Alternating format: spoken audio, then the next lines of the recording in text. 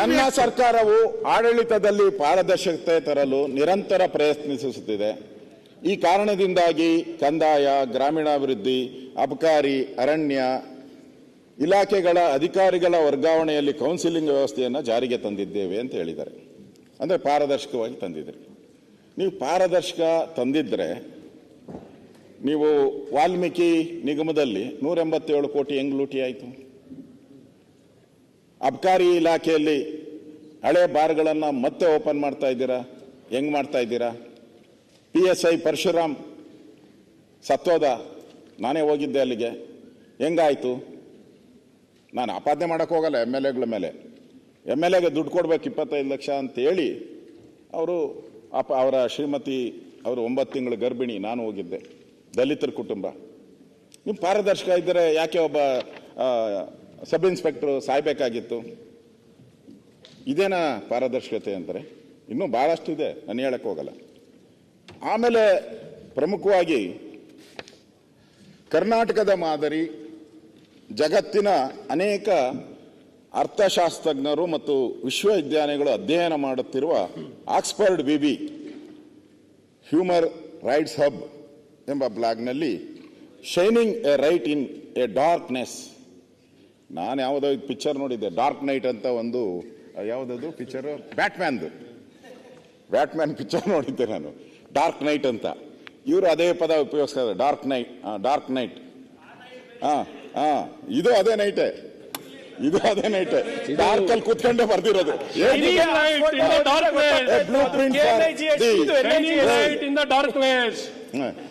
ಆಮೇಲೆ ಅದರಲ್ಲೇ ಇನ್ನೊಂದು A blue print for the world. Blue print for the world. ಇದನ್ನ ಯಾರು ಹೇಳಿದ್ದಾರೆ? ಗವರ್ನರ್ ಹೇಳಿದ್ದಾರೆ, ಅವ್ರ ಕೈಲಿ ಹೇಳಿಸಿದ್ದಾರೆ. ಯಾರನ್ನ ದಿನನಿತ್ಯ ಬೈತಾ ಇದ್ದಾರೆ, ಯಾರನ್ನ ಅಧಿಕಾರನ ಕಸಿದ್ರು, ಯಾರಿಗೆ ದಿನನಿತ್ಯ ಅವಮಾನ ಮಾಡಿದ್ರು, ಅವ್ರ ಕೈಲೇ ಇವತ್ತು ಈ ಒಂದು ಪದವನ್ನ ಹೇಳಿಸಿದ್ದಾರೆ. ಅದೇ ಹೇಳ್ತೀನಿ ಈಗ, ಅದನ್ನೇ ನಾನು ಬಂದಿದ್ದು, ಅದನ್ನೇ ಹೇಳಿರೋದು. ನನಗೆ ಏನಪ್ಪ ಈ ಆಕ್ಸ್ಫರ್ಡ್ ಅಂದ್ರೆ ಮೊದಲಿಂದಾನು ನಮ್ಗೊಂದು ಕ್ಯೂರಿಯಾಸಿಟಿ. ಇದೊಂದು ಪ್ರಪಂಚದಲ್ಲೇ ನಾವೆಲ್ಲರೂ ಆಕ್ಸ್ಫರ್ಡ್ ಇಂದ ಓದ್ ಬಂದವನೇ ಅಂದ್ರೆ ಹಿಂಗೆ ಅವನ ಬಗ್ಗೆ ಮಾತಾಡಕ್ಕೆ ಹೋಗ್ತಾ ಇರಲ್ಲ. ಅವನು ಜ್ಞಾನಿ, ವಿಜ್ಞಾನಿ, ಸರ್ವೋಚ್ಚಮ ದೇವಲೋಕದಿಂದ ಹೇಳಿ ಬಂದವರು. ಸರ್ ಅದೇನಾರು ಆಕ್ಸ್ಫರ್ಡ್ ಯೂನಿವರ್ಸಿಟಿ ಸರ್ಟಿಫಿಕೇಟ್ ಕೊಟ್ಟಿಲ್ಲ, ಅದನ್ನು ಒಂದು ಸದನಕ್ಕೆ ಇಡ್ಲಿಕ್ಕೆ ಮುಂದೆ ಹೇಳ್ಬಿಡ್ತೀನಿ. ಆಮೇಲೆ ನನಗೆ ಈ ಸರ್ಕಾರನ ಈ ತರ ಮೌಲ್ಯಮಾಪನ ಮಾಡಿದವರು ಯಾರು? ಆ ವರದಿ ಯಾರ ಬಳಿ ಇದೆ? ಆ ಅರ್ಥಶಾಸ್ತ್ರಜ್ಞ ಯಾರು? ನೀವು ಹುಡುಕೋದ್ರೊಳಗೆ ನಾ ಹೇಳ್ಬಿಟ್ಟೆ. ಕರೆಕ್ಟ್. ನೀವು ನನ್ನ ಪಕ್ಕದ ಸೀಟ್ ಅಲ್ಲ, ಅವರು ದೂರ. ಅದೇನೋ ಹೇಳ್ತಾರೆ ಗಾದೆ, ನಮ್ಮಲ್ಲಿ ಹಳೆ ಮೈಸೂರು ಕಡೆ ಏನ್ ಗಾದೆ ಇದೆ, ದೂರದ ನೆಂಟನ್ಗಿಂತ ಪಕ್ಕದಲ್ಲಿರೋ ವೈರಿ ಬೆಟ್ರ್ ಅಂತೆ.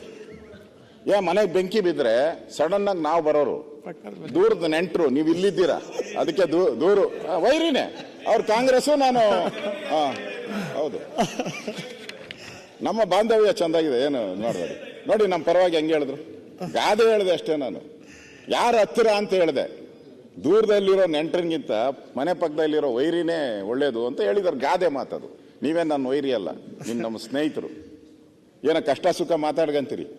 ನಮ್ಮ ಆರೋಗ್ಯ ಸರಿ ಇಲ್ಲ ಅಂದ್ರೆ ಅವ್ರಿಗೆ ಹೇಳ್ತೀರಿ, ಅವ್ರ ಆರೋಗ್ಯ ಸರಿ ಇಲ್ಲ ಅಂದ್ರೆ ನನಗೆ ಹೇಳ್ತಾರೆ.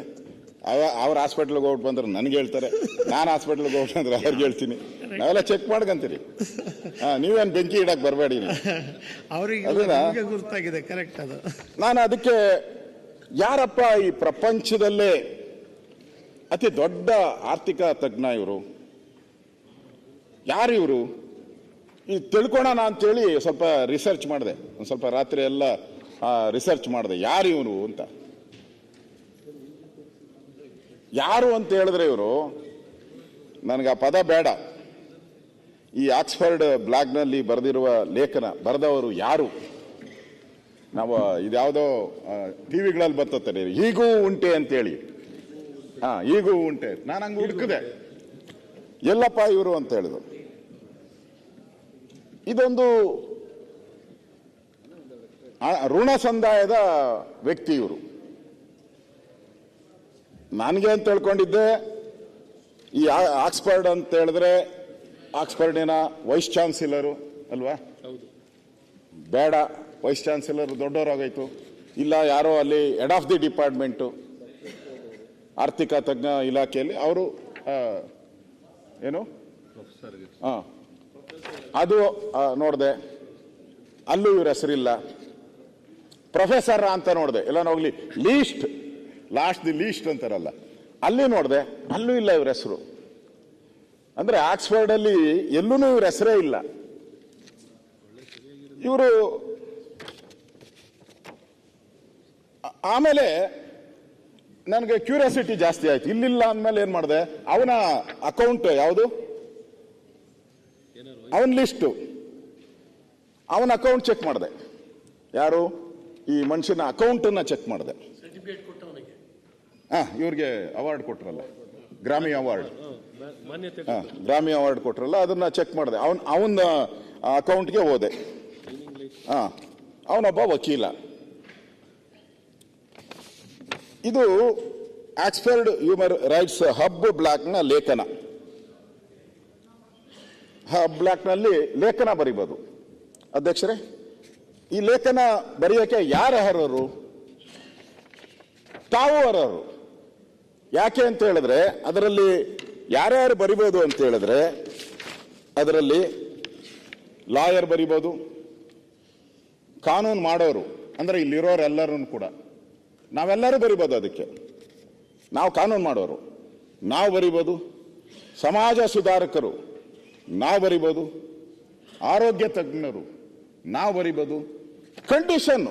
ಕಂಡೀಷನ್ ಏನು ಅಂದ್ರೆ 500ರಿಂದ 700 ಪದ ಇರಬೇಕಷ್ಟೇ. ಅದರಲ್ಲಿ 500ರಿಂದ 700 ಪದ ಇದ್ರೆ ನೀವು ಈ ಕ್ಯಾಟಗರಿಗಳಿಗೆ ಬಂದರೆ ನೀವು ಅದಕ್ಕೆ ಬರಿಬೋದು.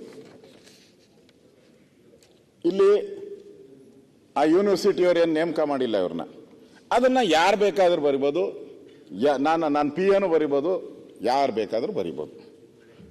ಆ ರೀತಿಯಾದಂಥ ಒಂದು ವ್ಯವಸ್ಥೆ ಇದು. ಇದಾದ ಮೇಲೆ